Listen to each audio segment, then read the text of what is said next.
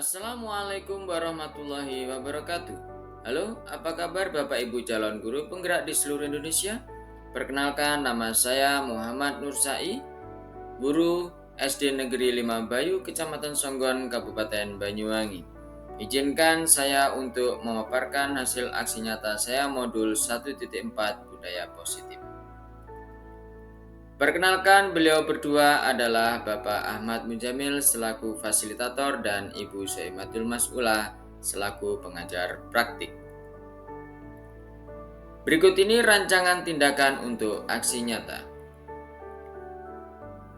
Yang pertama adalah latar belakang. Murid tidak suka peraturan karena selama ini jika mereka melakukan pelanggaran, maka akan mendapatkan hukuman dan cenderung akan mempermalukan dirinya. Tujuan dari aksi nyata: 1. Menciptakan murid yang merdeka dan disiplin diri yang kuat.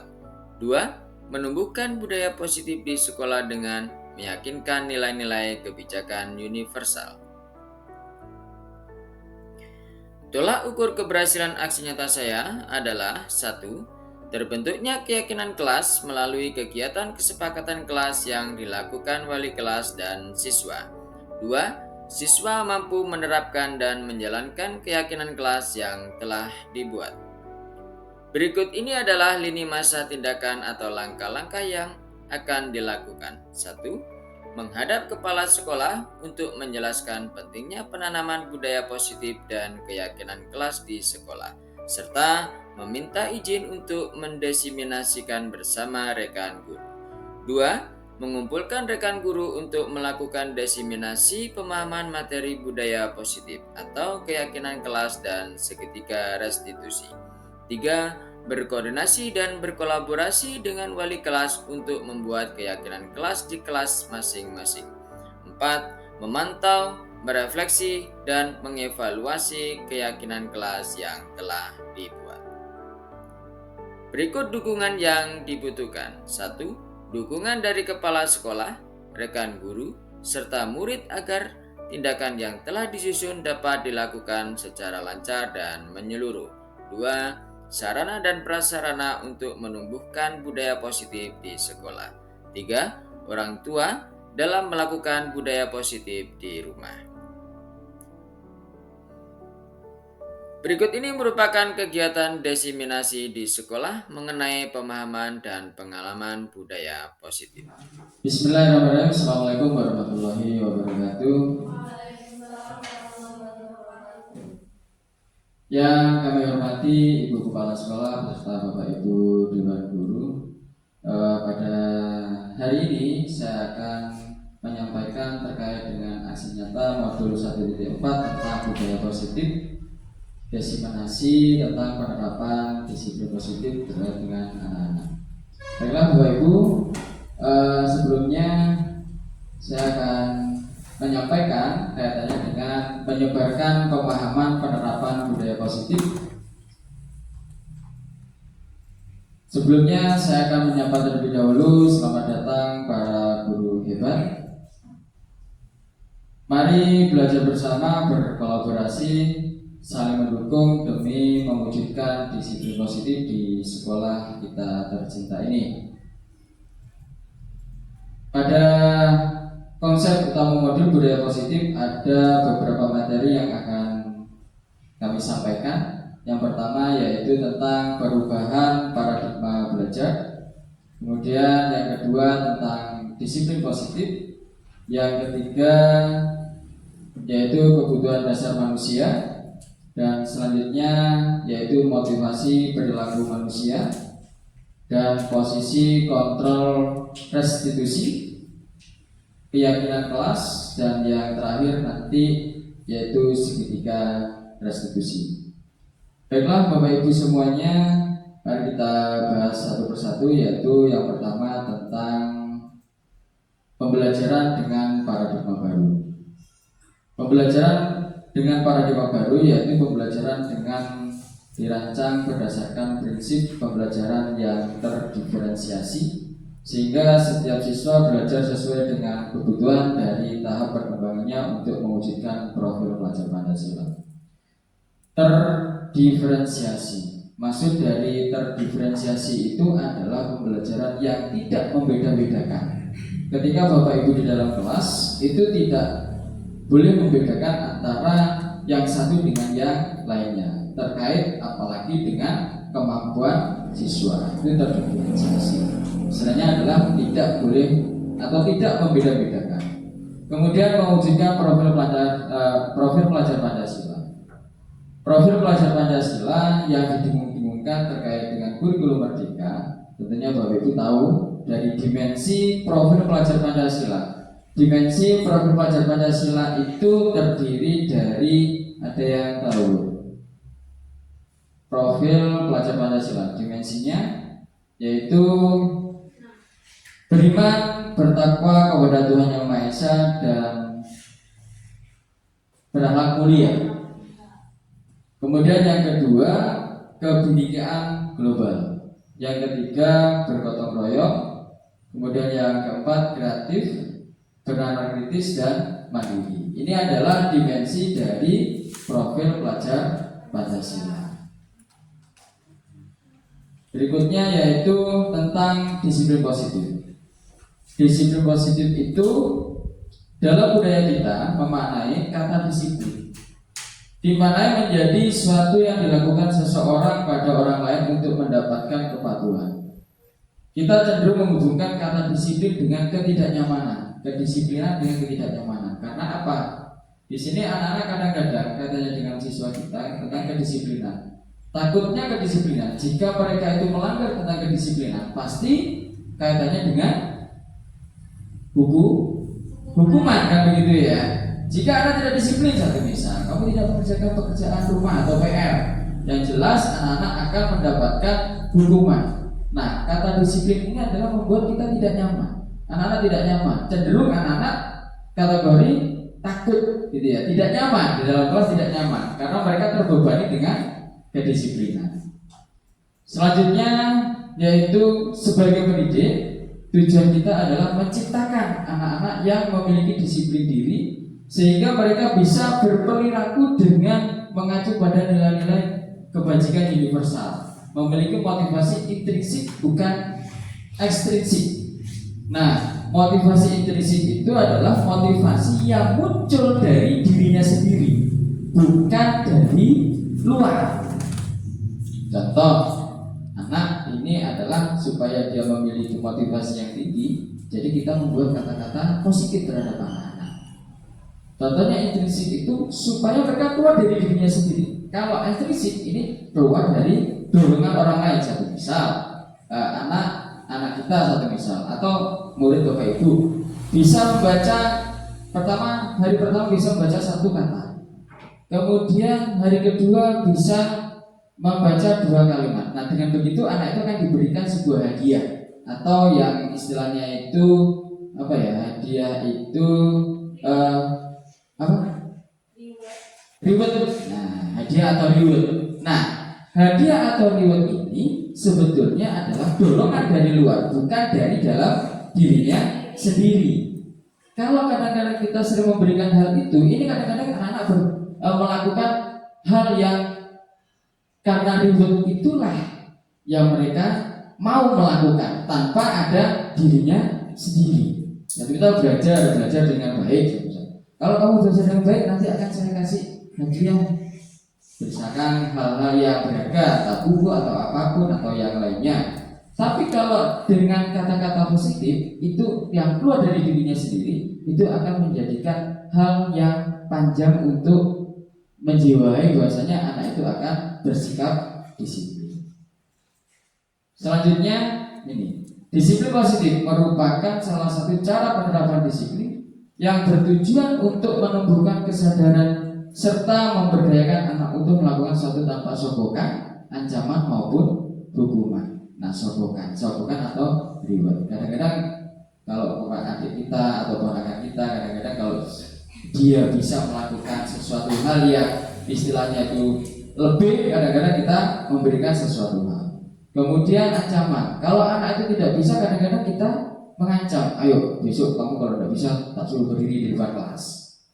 Begitu, ancaman maupun hukuman. Dan hal inilah yang kaitannya dengan disiplin positif ini yang kurang baik untuk intrinsiknya, untuk keluarnya kedisiplinan anak secara pribadi. Karena apa? Mereka takutnya karena dorongan dari luar. Selanjutnya yaitu kebutuhan dasar manusia. Manusia kaitannya dengan kedisiplinan positif itu membutuhkan kebutuhan dasar yang ada pada manusia. Kebutuhan dasar itu meliputi apa saja? Yang pertama adalah bertahan hidup. Bertahan hidup kira-kira kalau kita mau bertahan hidup kita membutuhkan apa? Makan. Terus selain makan? Istirahat. Kemudian uang. Kemudian tempat tinggal.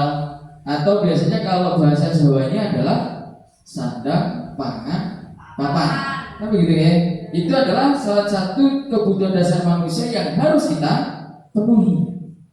Selanjutnya kasih sayang dan rasa diterima. Kadang-kadang Bapak Ibu di dalam kelas itu ada anak yang bertingkah laku atau mempunyai tingkah laku yang berbeda dengan temannya. Istilahnya kalau apa ya, cari perhatian gitu ya. Kadang dia lari-lari ataupun dia pada saat kita menerangkan menjelaskan hiperaktif, atau pada saat kita menjelaskan anak-anak ngomong sendiri dengan temannya atau jahil dengan temannya. Nah, di situ kita harus tahu bahwasanya anak ini adalah butuh kasih sayang dan diterima di komunitas anak-anak belajar. Kemudian penguasa. Nah, penguasa di sini kadang-kadang anak-anak ada ya di dalam kelas itu yang istilahnya itu dia menang sendiri. Ada Bu kira-kira seperti itu? Pasti ada ya, yang menang sendiri, tukang yang ngatur gitu. Ada nih, Bu Novi nih? Ada Bu Novi? Ada ya?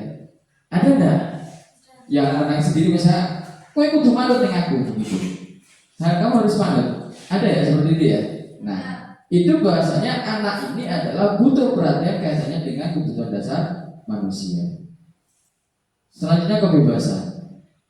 Nah, di dalam pembelajaran anak-anak, di sini anak-anak juga membutuhkan kebebasan dalam pembelajaran. Kadang-kadang anak-anak selalu kita forsir dengan berbagai macam materi atau pembelajaran. Nah, di sini anak-anak juga butuh di tengah-tengah pembelajaran juga butuh kebebasan. Tidak melulu harus kita cerca dengan berbagai macam materi yang akan kita sampaikan. Contohnya seperti kita memberikan permainan di dalam kelas seperti itu, ya. Selanjutnya kesenangan. Nah, ini juga butuh, anak-anak butuh senang. Tidak terfokus selalu mereka selalu dikekangi dengan adanya hukuman ataupun hal yang membuat cenderung mereka tidak bisa keluar disiplin intrinsiknya secara nalurinya tidak keluar. Jadi mereka juga membutuhkan kesenangan pada saat di dalam kelas. Ini butuh sekali. Kadang-kadang istilahnya itu kita memberikan sebuah permainan itu apa namanya Bu di dalam kelas itu? Ice breaking ya. Nah, mungkin di awal pembelajaran mungkin bisa diberikan ice breaking sehingga anak-anak untuk menata kembali pola pikir mereka. Kalau anak-anak masuk langsung kita kasih ayo kerjakan ini, mungkin anak-anak siap enggak seperti itu? Siap enggak? Masuk langsung ayo buka buku halaman sekian. Kira-kira anak-anak gimana tanggapan anak-anak? Mereka kaget ya. Ibaratkan kita mau makan aja, mau makan kita kan butuh minum dulu gitu ya. Jadi sama seperti anak-anak. Ketika pada saat pembelajaran, anak-anak pola pikirnya harus kita bawa dulu. Kita lihat kesiapan anak-anak dengan aktivitas atau dengan permainan. Maka anak-anak setelah senang, setelah mereka siap, baru kita berikan materi ataupun penugasan yang lainnya. Kemudian motivasi perilaku manusia. Di dalam motivasi merupakan dorongan yang timbul pada diri seseorang secara sadar atau tidak sadar untuk melakukan suatu tindakan dengan tujuan tertentu. Yang pertama, menghindari ketidaknyamanan dan hukum. Murid melakukan disiplin diri karena ia takut dihukum. Ini merupakan motivasi intrinsik tadi ya Bu ya di awal ya.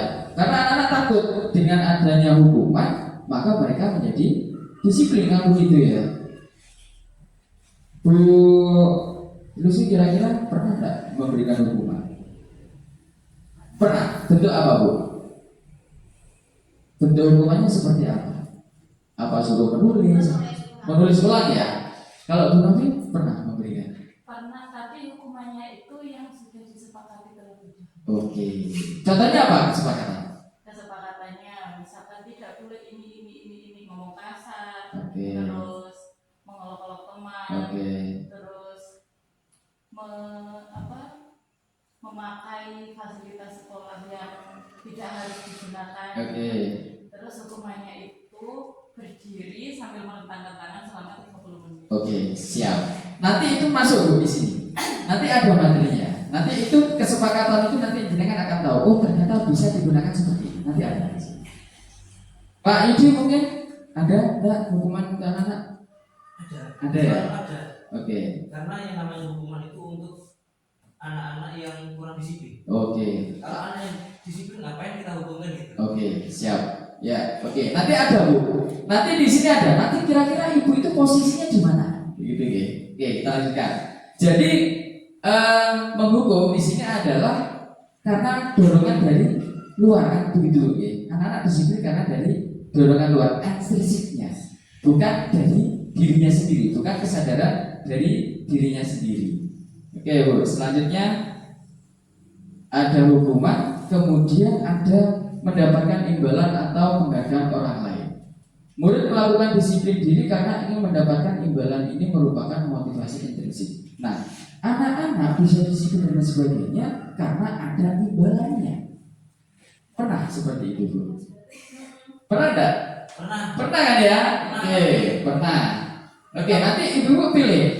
Kira-kira yang baik jenengan lakukan itu apa memberikan hukuman atau memberikan imbalan? Nah, ini baru satu lagi Bu, yaitu tentang menghargai nilai-nilai kebajikan diri sendiri. Murid melakukan disiplin diri karena sadar akan nilai kebajikan dirinya yang ingin keluar atau timbul secara intrinsik yang ada pada dirinya sendiri. Dari ketiga itu, kira-kira itu pilih yang mana? Ya?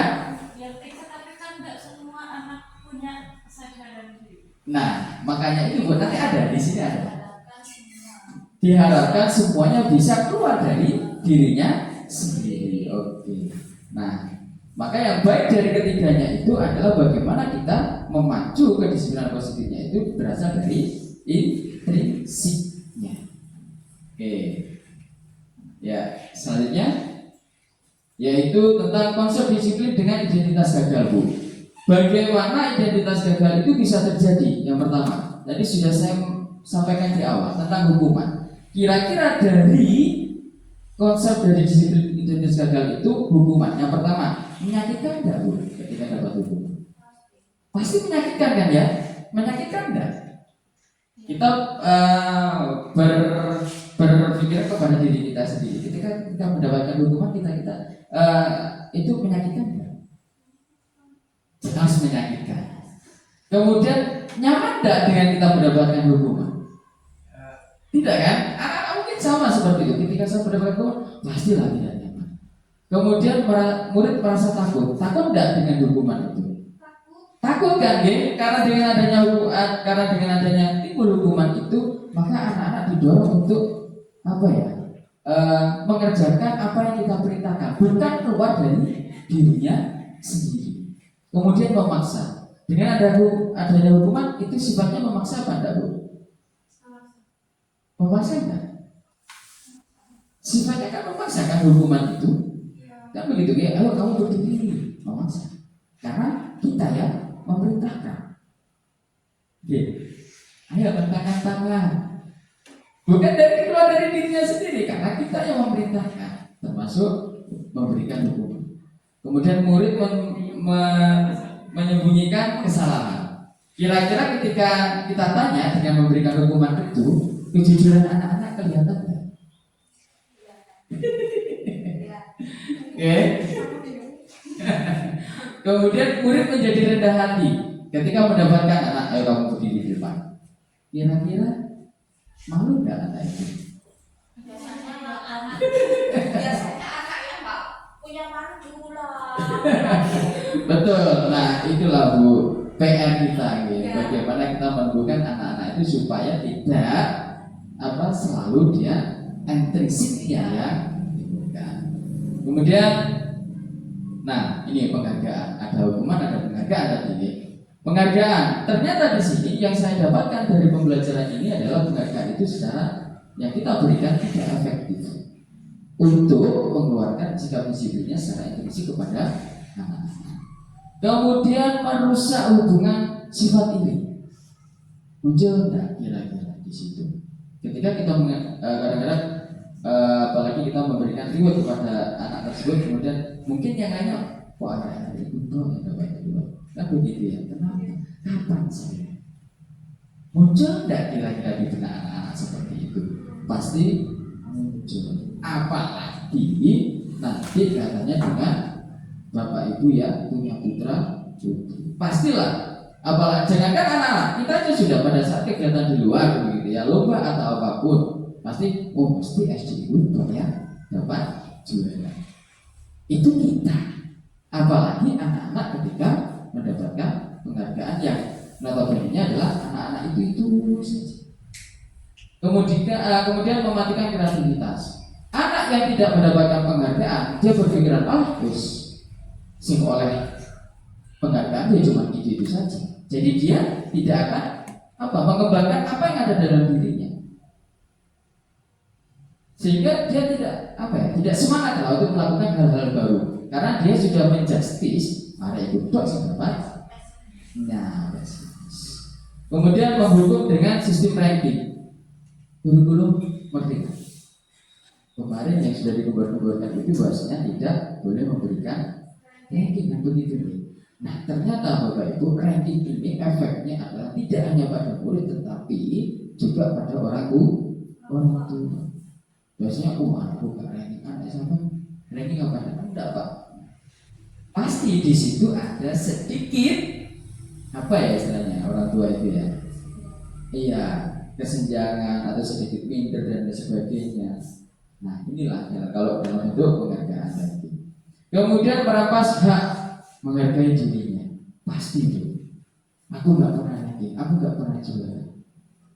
Nah ini yang jelas anak tidak akan bersemangat untuk melakukan hal-hal yang positif. Oke Bapak Ibu selanjutnya, ini adalah konsep disiplin gagal kaitannya dengan hukuman dan penghargaan. Nah bagaimana dengan konsep disiplin dengan identitas sukses? Jadi Ibu bisa pilih di sini. Yang pertama yaitu konsekuensi. Cuma di dalam konsekuensinya ini adalah penguatannya jangka pendek Bapak Ibu.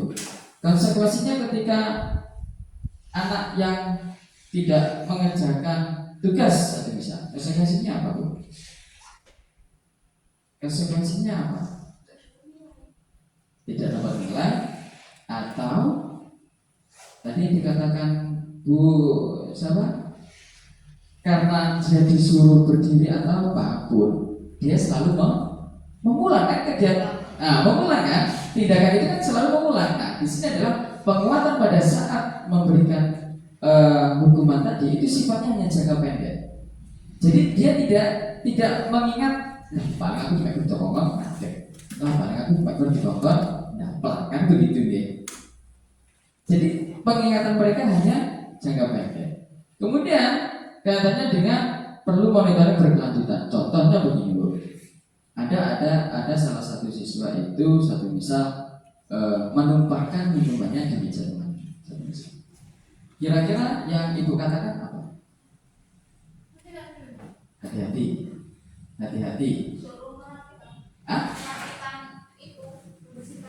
Oke. Terus? Oke, betul. Satu, minta maaf. Itu nanti kaitannya dengan kasus Bu ya. Itu kaitannya dengan kasus. Contohnya tadi anak yang menumpahkan minumannya di meja. Nah, jadi anak itu harus kita memberikan kalimat-kalimat yang positif. Kenapa kamu menumpahkan minuman? Mungkin tidak sengaja. Apa yang harus kamu lakukan? Membersihkan.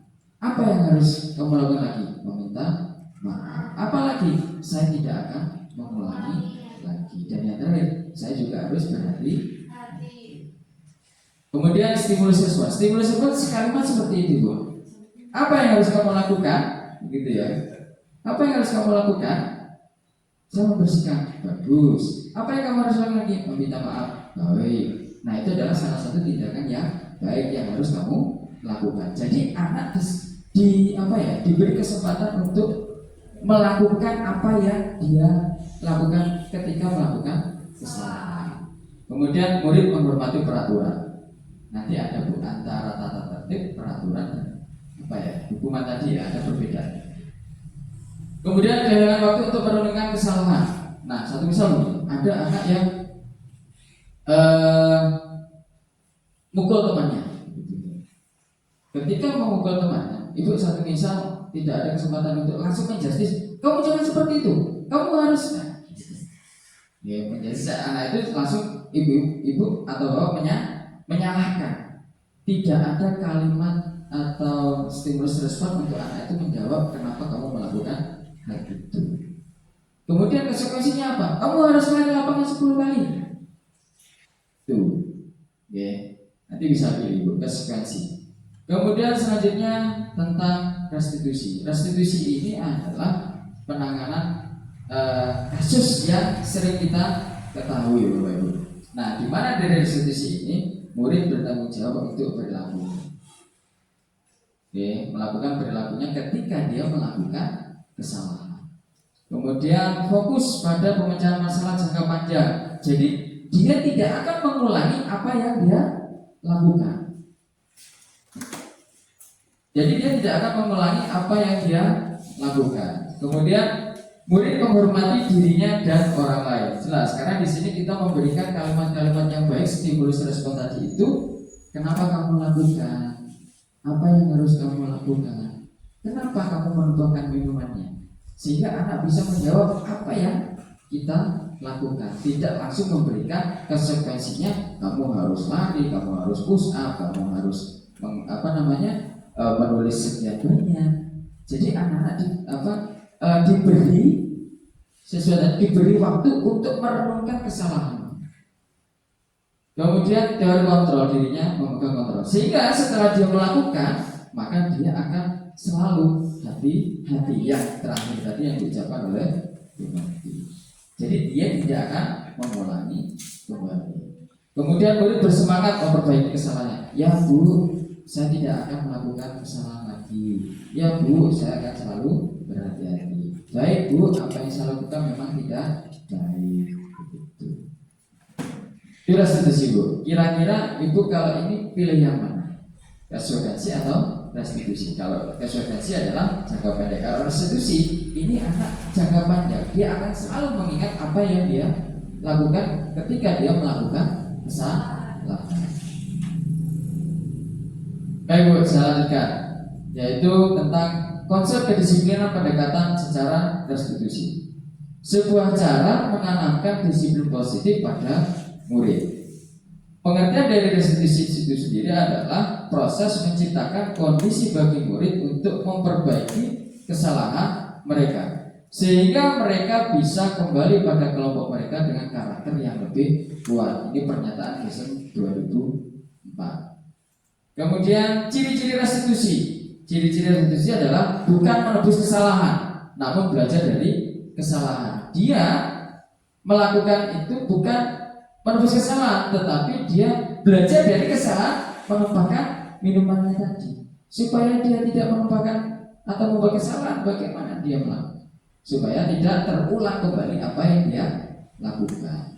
Kemudian memperbaiki hubungan. Memperbaiki hubungan adalah dengan cara meminta maaf kepada temannya yang minumannya ditumpahkan. Kemudian tawaran, bukan paksaan. Kamu mau tidak meminta maaf? Kalau paksaan bagaimana Bu? Kamu harus ayo kamu harus menawar. Jadi kita harus memberikan tawaran. Mau tidak kamu minta maaf pada temanmu? Kalau sudah dikasih seperti itu, kira-kira mau tidak Bu? Mau pasti. Kemudian menuntut untuk melihat ke dalam dirinya. Nah, dia belajar dengan dirinya sendiri terkait dengan kesalahan yang dia lakukan. Kemudian mencari kebutuhan dasar yang mendasari tindakan. Karena apa? Kamu lakukan menumpahkan minumnya karena apa? Ketidaksengajaan atau hal yang lainnya. Kemudian fokus pada karakter bukan tindakan. Jadi anaknya, kenapa kamu melakukan menumpahkan minumannya? Apakah dia nakal dan sebagainya? Ini harus kita. Kemudian menguatkan dan fokus pada solusi. Solusinya seperti apa? Ketika ada teman yang melakukan hal kesalahan menumpahkan minumannya teman, solusinya seperti apa? Atau fokusnya seperti apa? Nah, ini adalah bagaimana dari ciri-ciri restitusi itu untuk menggali masalah yang dilakukan oleh siswa. Ya, selanjutnya Bu, perbedaan contoh kasus siswa sering mencontoh pekerjaan temannya. Yang pertama yaitu hukuman. Di dalam hukuman, guru menghukum siswa tersebut lari memutar halaman sekolah 10 kali. Ini adalah hukuman, betul ya? Ini prosesnya hukuman ya? Masuk, hukuman ya? Oke, secara fisik. Kemudian guru marah enggak ketika ada anak yang mencontek? Marah enggak kira-kira? Gemes. Nah, dengan adanya gemes itu anak-anak merasa takut enggak? Takut enggak, Bu? Takut kan ya? Sedikit ya. Tapi ya bagi anak-anak yang mungkin ini ya di abnormal gitu ya, mungkin sedikit. Tapi kalau anak yang punya hati sensitif, mungkin pasti dia akan takut pasti. Nah, kemudian konsekuensi. Guru memberikan konsekuensi untuk mengerjakan tugas saat istirahat atau dikerjakan sebanyak 3 kali lipat. Ini konsekuensi. Ketika kamu mencetak, konsekuensinya adalah kamu harus mengerjakan 3 kali lipat. Ini kan termasuk dalam konsekuensi kan begitu ya. Nah, nanti ibu pilih dari kasus ini mana ya bagus untuk diterapkan kepada anak. Selanjutnya, guru tegas dan siswa menghormati peraturan. Kamu harus menghormati peraturan sekolah. Tidak boleh dan sebagainya. Ini konsekuensinya. Kemudian, nah kalau restitusi ini adalah hal yang baik, tingkatannya yang baik, yang bagus untuk menangani bagaimana cara siswa itu mengalami kasus seperti ini. Yang pertama, 1, guru menanyakan keyakinan kelas. Nah, Bu, itu nanti apa yang jenengan sampaikan itu nanti bisa masuk ke dalam keyakinan kelas. Bisa dituliskan sehingga nanti anak-anak akan teringat. Dia tidak akan melakukan tindakan seperti itu lagi asalkan ada keyakinan kelas. Itu sebuah keyakinan yang harus keluar dari intrinsiknya anak-anak. Guru menanyakan keyakinan kelas atau dirinya dan membantu siswa menyelesaikan masalah. Nah, sebelum awal pelajaran itu, Bu, anak-anak digunakan untuk membuat keyakinan kelas. Keyakinan kelas itu didapatkan dari mana? Tata tertib kelas ataupun peraturan kelas. Satu misal, anak-anak di dalam kelas harus buang sampah di tempat sampah. Tidak boleh mencoret bangku atau kursi. Nah, keyakinan di dalam kelas itu kadang mungkin, Bu, ya, ditulis buahnya kadang mungkin ya. Jadi buang sampah pada tempatnya. Tidak boleh mencoret-coret bangku ataupun meja. Nah, ini bisa kita buat dalam keyakinan kelas itu bagaimana, Bu? Dari 2 kalimat itu. Menjaga kebersihan dan keindahan. Menjaga kebersihan dan keindahan. Isinya apa? Ya tidak boleh membuang sampah di dalam kelas dan tidak boleh coret-coret bangku. Nah, anak-anak kan senang, Bu, ya. Coret-coret bangku itu kan senang. Nah, itu bisa digunakan sebagai keyakinan kelas. Nah, ketika mereka lupa, ayo dibaca keyakinan kelasnya. Dan itu lebih intrinsiknya akan lebih keluar dibandingkan dengan hukuman. Selanjutnya, guru terbuka dan siswa menghormati dirinya dan orang lain. Pasti ketika kita berkomunikasi seperti itu, pasti kenapa kamu mencoret bangku, kenapa kamu melakukan hal-hal yang negatif, pasti ada alasannya Bu. Mereka melakukan hal itu ada alasannya di awal tadi. Pengen dari kebutuhan dasar manusia tadi, pengen diperhatikan, kemudian kepengen ditempatkan di di komunitasnya, kemudian juga kepengen diperhatikan. Nah, inilah mereka sehingga terbuka. Nah, di sini kita diajarkan di restitusi ini adalah supaya peka terhadap apa yang dilakukan oleh anak-anak. Selanjutnya 5 posisi kontrol restitusi. Oke. Ini ada yang pertama penghukum, kemudian pembuat rasa bersalah, kemudian teman, selanjutnya pemantau, dan yang paling tinggi adalah manajer. Nah, dari 5 posisi kontrol ini, kira-kira Ibu berada di posisi yang mana? Saat ini, yang jenengan lakukan pada saat ini, kira-kira posisinya ada di mana? Ada teman, Bu Novi teman, Bu, teman, Pak Idi apa Pak? Penghukum, Pak Idi.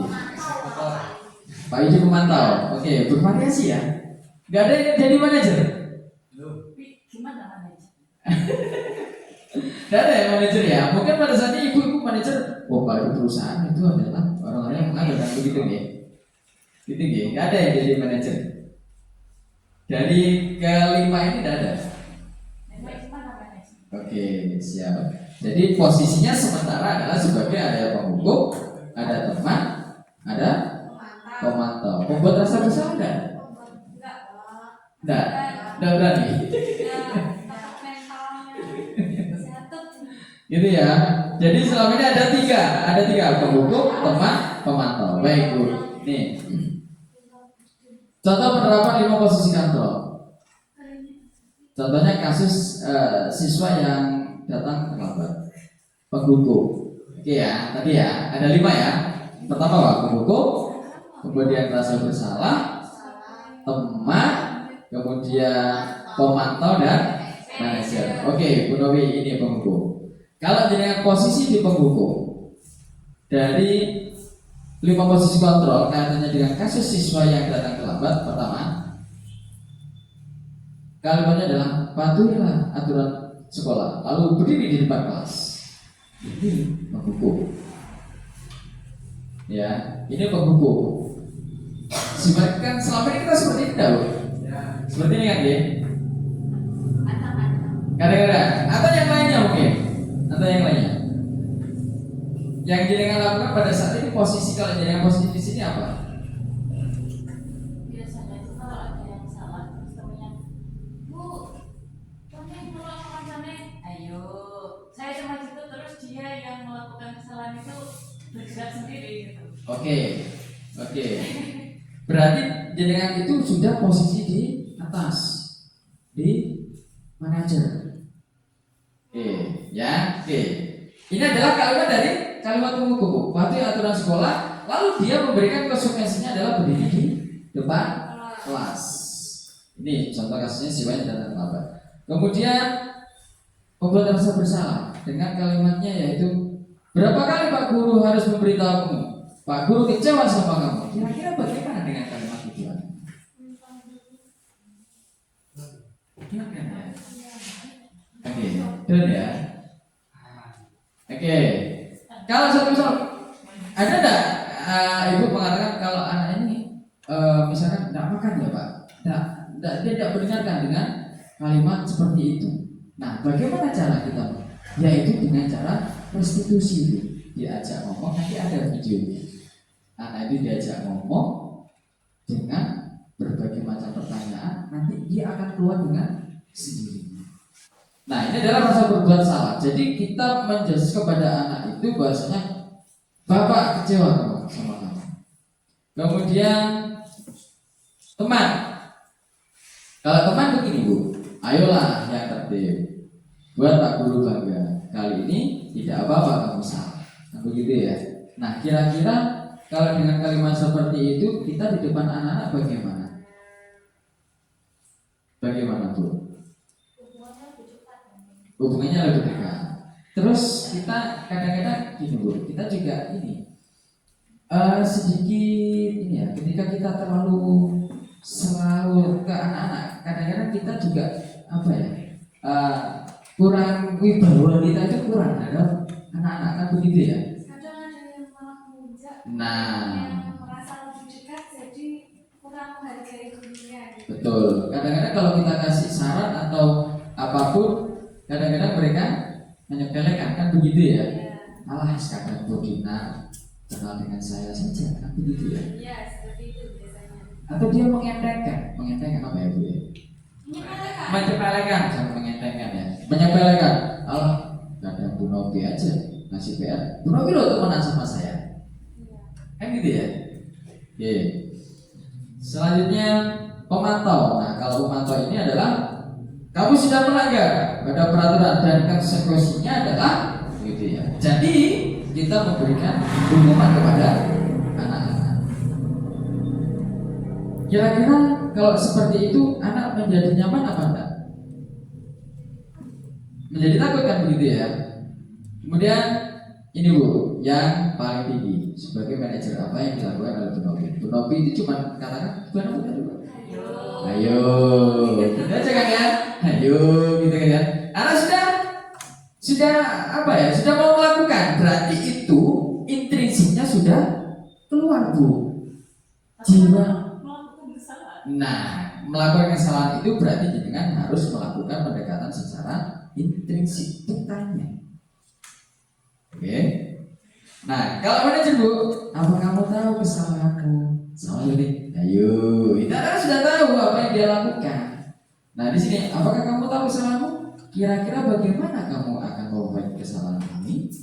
Nah, sama. Itu sebetulnya sudah manajer Bu. Yang dengan lakukan itu sudah manajer. Jadi sudah tingkatan atas. Anak tidak perlu dihukum, tidak perlu membuat rasa bersalah, tidak perlu harus menjadi teman terlebih dahulu baru bisa menyelesaikan masalah kasus seperti itu. Tidak harus dipantau, cuman ayo. Oke? Ya, iya kan? Nah, karena kalau kita menghukum, anak itu tidak akan jerah. Bahkan itu akan menyakitkan bagi anak. Dan orang pun pernah menghukum saya. Pernah ada kalimat seperti itu? Iya kan? Hati-hati. Pak Tamam habis menghukum saya, suruh nulis surat Yasin 30 kali saya bisa hati-hati. Nah ini Ibu ya. Itu adalah makanya kita harus restitusi itu harus kita gunakan pada saat anak mengalami atau melakukan hal-hal yang kasus atau hal-hal yang di luar kegiatan mereka. Oke Bu, selanjutnya. Nah, Bu Novi tadi sudah gimana Bu tadi Bu? Pada saat tadi tidak mengerjakan tugas tadi bagaimana? Berdiri, terus 10 menit. Oke, sebelum kalimat itu apa? Anak-anak apa? Apa?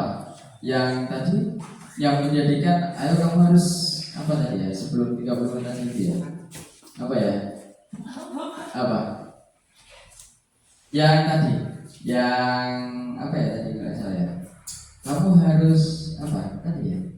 Yang belum 30 menit tadi itu loh. Yang Dengan hukuman yang disepakati. ya dengan hukuman. Oke, kesepakatan. Apa tadi Bu? Kalimatnya bagaimana?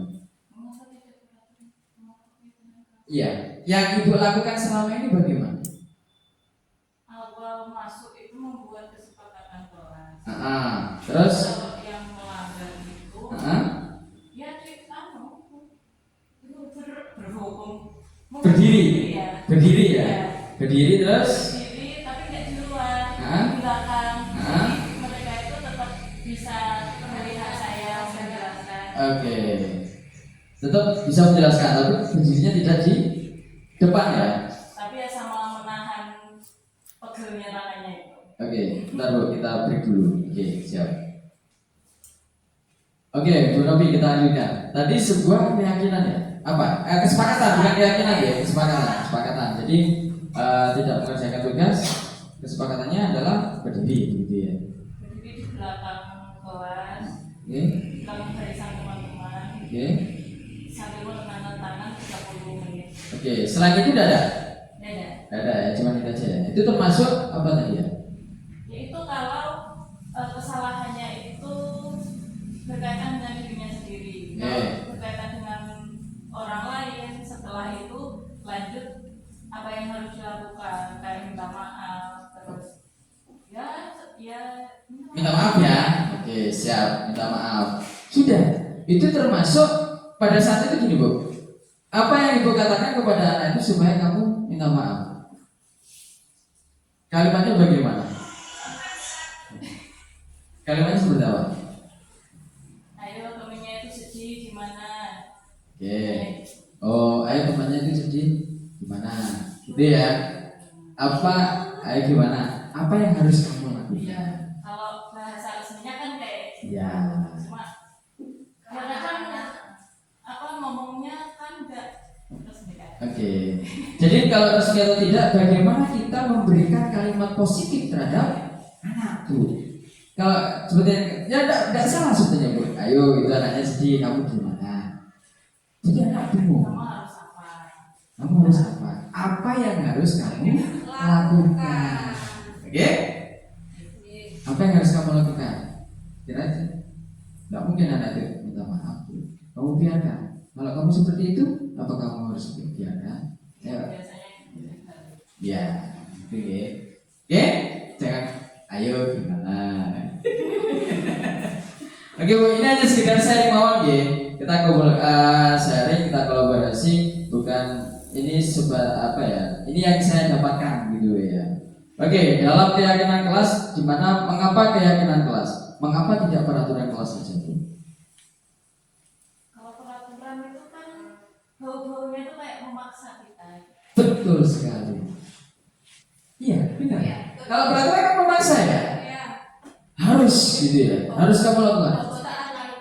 Nah, Kalau keyakinan itu ada rasa sense of belonging. iya betul. Tadi di awal, secara dirinya sendiri keluar isinya, Bu ya. Kalau peraturan ini kan yang membuat adalah karena dorongan dari luar kan begitu ya, sehingga anak-anak itu kurang begitu ya. Nah, ini Bu, ada kalimat pemantik. Di dalam sebelum kita masuk dalam keyakinan kelas, ini ada kalimat pemantik. Mengapa kita memiliki peraturan tentang penggunaan helm pada saat mengendarai kendaraan roda 2 atau motor? Oke.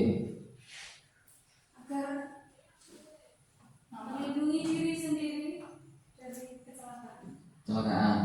Menggunakan helm kan? Iya, menggunakan helm. Agar tidak ditilang polisi. Tidak ditilang polisi. Nah, kalau ditilang polisi itu masuk keyakinan apa peraturan? Peraturan kan ya? Peraturan. Tidak ditilang polisi itu peraturan. Nah, kalau itu diterapkan di anak-anak, kira-kira bagaimana? Anak-anak kan tidak. Banyak yang ini ya. Katanya dengan peraturan itu banyak anak-anak yang tidak melakukan peraturan itu kan ya. Banyak yang dia langgar kan begitu ya. Oke. Kenapa kita harus menggunakan helm pada saat menggunakan roda 2? Coba yang ada di dalam hati ibu atau yang di dalam pikiran ibu apa? Kenapa kita harus aman? Karena saya jauh jalannya. Oke, biar aman. Ada lagi? Biar nggak ngomong deh. Yang yakin Bu, yang yakin. Kira-kira yang di dalam, kalau takut ditilang polisi itu kan peraturan kan? Ya kan? Tapi kalau yang keluar dari keyakinan ibu itu, ibu kalau menggunakan helm itu apa? Kalau saya biar nggak kena debu. Biar kena debu. Oke, biar tidak kena debu. Soalnya kacamata biasanya. Oke, biar kena debu. Terus ada lagi tidak? Ada lagi tidak? Rambutnya biar nggak kemana-mana. Sudah berhenti kan gua rambut-rambut. Autan. Oke. Ada enggak yang satu untuk keselamatan diri? Ada enggak? Iya, ya Asal itu apa? Aman ya, biar aman ya, untuk keselamatan diri ya. Oke. Supaya debu tidak masuk, berarti berupa kesehatan, begitu ya. Kesehatan ya. Oke. Nah, kalau ibu sudah yakin dengan hal itu, kira-kira ibu itu kalau kemana-mana pasti pakai helm enggak? Iya. Iya kan? Iya kan? Pakai kan? Oke, kalau yakin hal itu, kenapa di jalan itu orang-orang Banyak yang tidak menggunakan helm Karena tidak yakin. karena tidak yakin. Tapi kalau yakin dalam dirinya sendiri pasti menggunakan helm. Padahal di situ peraturan sudah jelas, Bu, tidak menggunakan helm pasti ditilang, tapi masih banyak.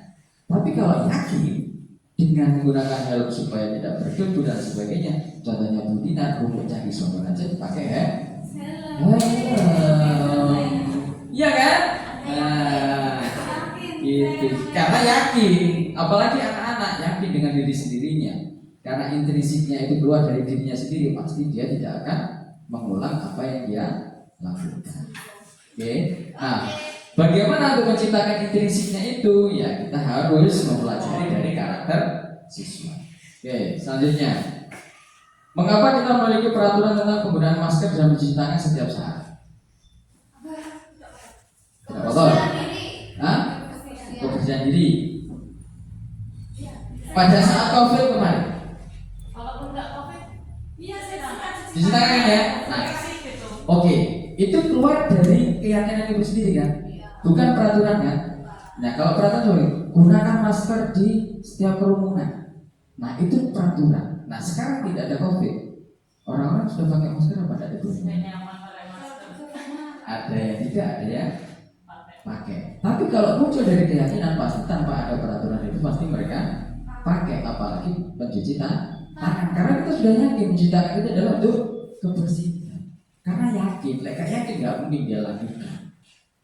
Kan gitu ya. Nah, oke. Oke Bu, bagaimana dari dua kalimat pemantik ini? Yakin. Nah, sekarang bagaimana kita mewujudkan keyakinan kelas kepada anak-anak? Gitu ya.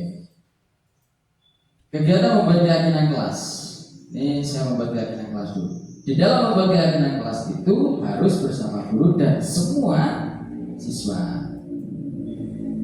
Nah, ini contoh saya pada saat membuat keyakinan kelas, Bu. Yang pertama adalah kita berdiskusi dulu tentang peraturan. Nah, peraturan dulu yang kita gunakan, seperti tadi membuang sampah pada tempatnya. Kemudian tidak boleh mencoret-coret baku atau meja. Nah, ini kita buat dulu peraturannya. Atau biasanya kalau ada tata tertib kelas begitu ya. Jadi ini kita diskusikan dulu dengan anak-anak. Kemudian setelah diskusi, nah di sini adalah kita merumuskan peraturan menjadi keyakinan. Nah, aturan yang sudah kita buat diskusi dengan anak-anak, nah di sini kita rumuskan menjadi sebuah keyakinan kepada anak-anak. Oke, ya. Jadi kita buat dulu peraturan dulu kepada anak-anak, kemudian kita yakinkan, ayo anak-anak ini untuk menjadi keyakinan kita yang harus dijalankan oleh anak-anak. Contohnya Bu, saya sudah membuat keyakinan kelas. Ketika anak-anak kami, ayo ini baca, sudah. Tidak harus ngomong gitu, ya. Titik aja, ayo lihat baca keyakinannya, sudah. Karena sudah diyakini oleh anak-anak. Kemudian setelah merumuskan peraturan dari keyakinan, nah di sini adalah menampilkan keyakinan ini. Ini aktivitas saya menempelkan di papan tulis. Dari peraturan yang sudah kita buat ditempelkan dulu. Karena anak-anak banyak tuh membuat peraturannya. Buat peraturan apa? Tidak boleh ramai di dalam kelas. Kemudian pada saat Pak Guru menjelaskan tidak boleh berbicara dengan temannya. Dari beberapa kalimat itu, Bu, akan menjadikan sebuah keyakinan kelas. Ini salah satu keyakinan kelas yang saya buat. Satu, disiplin waktu. Jadi anak-anak mengerjakan tugas dengan tepat waktu, tidak boleh terlambat dan sebagainya. Maka jadilah keyakinan kelas disiplin waktu. Belajar dengan antusias semangat. Kemudian saling menjaga kebersihan, saling menghormati sesama dan lain sebagainya. Di dalam membuat keyakinan kelas itu tidak perlu banyak seperti tata tertib atau peraturan, sehingga dari beberapa item itu yang mudah diingat oleh anak dan juga diingat oleh kita. Ketika anak itu melanggar, ayo apa yang kamu yakini, apa yang sudah kita buat di dalam keyakinan kelas kita. Ini adalah salah satu keyakinan yang saya buat kemarin itu. Selanjutnya, bagaimana pembentukan keyakinan kelas? Di dalam pembentukan keyakinan kelas di sini adalah kalimat atau lebih abstrak dari peraturan akar dalam artian bagi beberapa peraturan itu oke, dijadikan satu misal tadi yang awal adalah disiplin waktu gitu ya. Disiplin waktu itu satu misal mengerjakan tugas secara tepat, kemudian tidak boleh datang terlambat. Kemudian satu misal ada lagi masuk kelas mengucapkan salam begitu ya. Nah itu dibuat kalimat yang mudah diingat oleh anak-anak. Kemudian berupa pertanyaan universal. Pertanyaan universal itu pertanyaan yang dasar-dasarnya aja itu. Selanjutnya dibuat dalam bentuk positif atau dalam bentuk kalimat positif, sehingga anak-anak itu tidak, kalau misalkan kalimat positif kalimat yang baik ya. Bila tidak mengerjakan PR berdiri di depan kelas, itu jangan dibuatkan sebuah keyakinan, tapi buatlah keyakinan yang istilahnya itu tepat waktu, disiplin dan sebagainya. Gitu. Kemudian sedikit saja akan mudah dipahami, jangan terlalu banyak dalam membuat keyakinan kelas. Ya maksimal 10 lah dari kalimat yang sudah disepakati atau perumusan dari peraturan tadi yang dibuat secara bersama. Kemudian sesuai dengan kondisi kelas dan sekolah akan mudah diterapkan. Disesuaikan dengan kondisi kelasnya Bu. Kondisi kelasnya seperti apa? Gitu ya. Kalau misalkan anak-anaknya terlalu banyak yang hyper gitu ya. Nah ini juga harus kita perhatikan bagaimana peraturan yang kita buat. Yang penting di sini adalah bagaimana kalimat yang kita sampaikan itu adalah kalimat yang positif. Kemudian semua warga sekolah atau kelas dilibatkan saat membuat keyakinan kelas. Boleh, misalkan kelas 1, 2, 3 boleh membuat keyakinan secara bersama-sama. 4, 5, 6 boleh membuat keyakinan secara bersama-sama.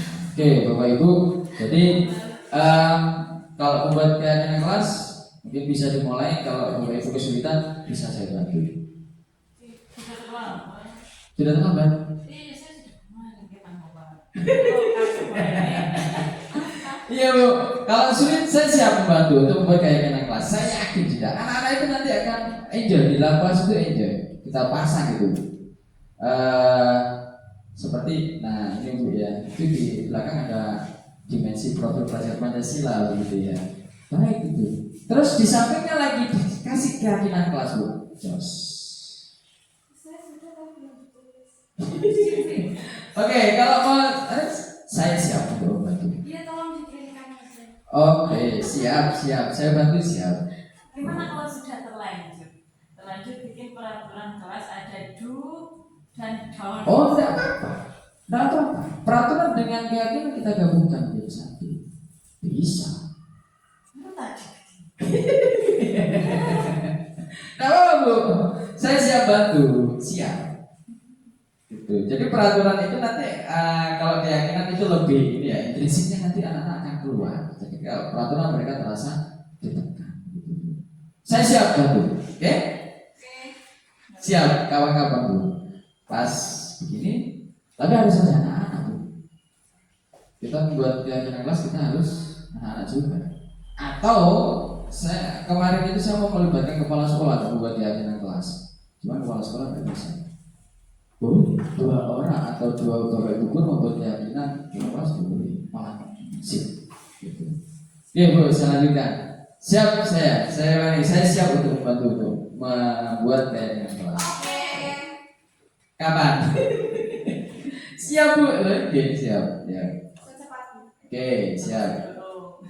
Oke Bu, ini yang kita bicarakan tadi segitiga restitusi. Bagaimana untuk menangani kasus. Menstabilkan identitas, kita semua akan melakukan hal terbaik yang bisa kita lakukan. Mulai dari tahapan bentuknya, kasusnya seperti apa, kita menanyakan, gitu ya. Kemudian validasi tindakan yang salah. Semua perilaku mempunyai alasan. Jadi anak tersebut melakukannya itu dengan alasan apa, kita menanyakan.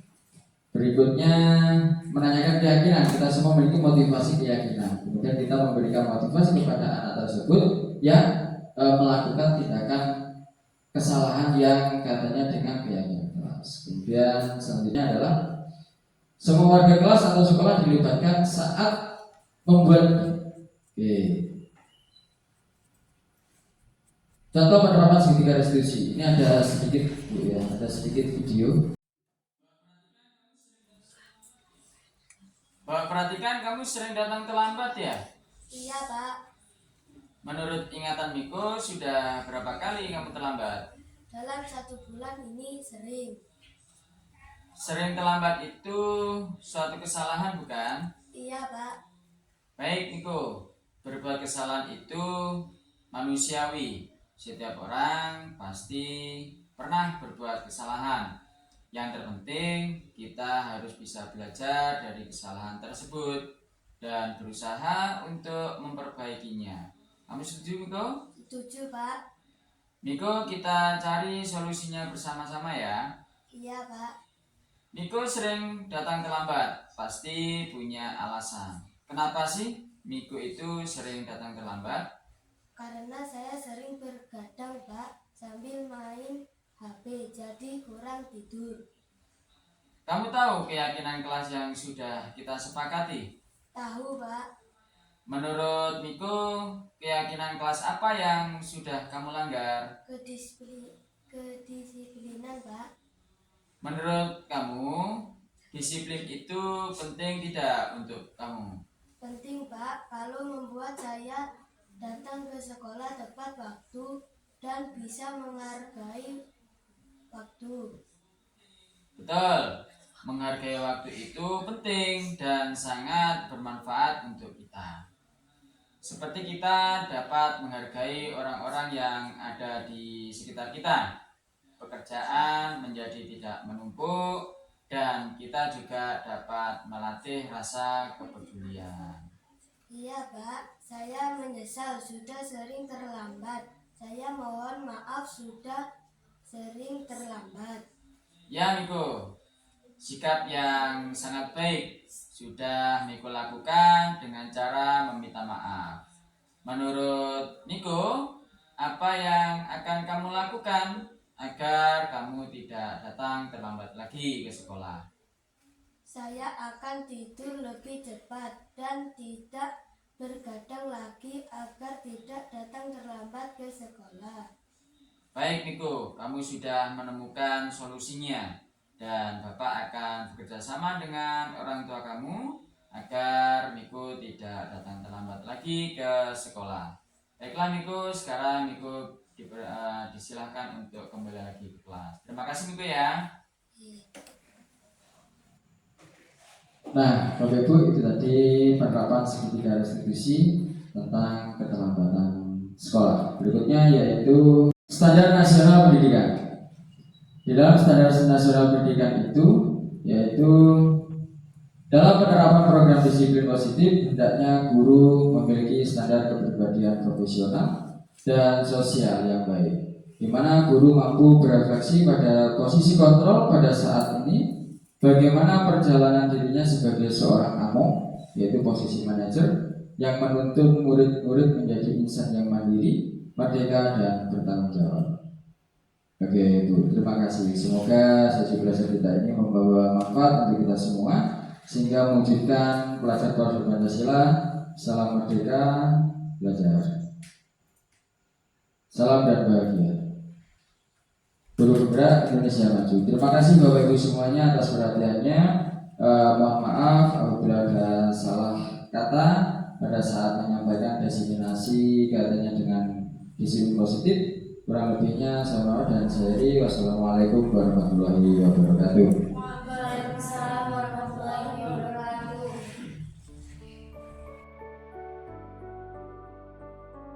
Assalamualaikum warahmatullahi wabarakatuh. Saya Hasan Sakim, saya rekan Bapak Nur Said di SD Negeri 5 Bayu. Menurut saya dari apa yang sudah dipaparkan oleh Bapak Nur Said mengenai budaya positif itu sangat bagus dan untuk diterapkan di sekolah ini, terutama mengenai disiplin positif untuk siswa, karena masih banyak siswa di sekolah ini yang mereka itu disiplinnya masih karena faktor ekstrinsik, bukan berasal dari dalam dirinya. Nah, dari sini untuk kami sebagai guru itu juga sangat baik sekali, karena kita tahu bagaimana kita memposisikan diri kita pada siswa. Apakah kita sebagai pemberi firman atau kita sebagai pemantau, atau kita sebagai manajer. Kemudian bagaimana cara kita menanamkan perilaku disiplin intrinsik dalam diri siswa dan juga diri kita sendiri. Dan semoga dari adanya diseminasi ini bisa kita terapkan bersama-sama di lingkungan sekolah SD Negeri 5 Bayu untuk membentuk siswa-siswi yang berkarakter sesuai dengan harapan profil pelajar Pancasila. Demikian yang saya sampaikan, dan apabila ada kata yang salah, mohon maaf. Assalamualaikum warahmatullahi wabarakatuh. Saya Slamet Haryadi.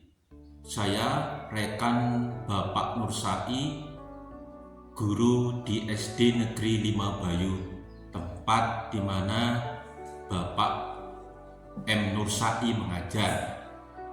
Saya bangga dengan Bapak Ibu guru SD Negeri 5 Bayu yang mempunyai kinerja etos yang tinggi. Khususnya saya bangga kepada Bapak M. Nursai yang masuk menjadi calon guru penggerak, tergerak menggerakkan diseminasi pengibasan yang dipaparkan Bapak M. Nursai merupakan aksi nyata dalam produk guru penggerak. Mudah-mudahan diseminasi yang disampaikan Bapak M. Nursai akan menjadi motivasi utama, menjadi contoh diimbas oleh Bapak Ibu guru sekolah SD Negeri 5 Bayu yang nantinya anak-anak akan menjadi lebih disiplin, yang akhirnya nanti akan meningkatkan motivasi siswa untuk belajar dan meningkatkan siswa dalam capaian-capaian dalam prestasi siswa. Demikian yang bisa saya sampaikan. Saya akhiri. Selamat kepada Bapak M. Nursai yang telah melaksanakan diseminasi dengan baik. Sekian dari saya akhiri. Wassalamualaikum warahmatullahi wabarakatuh.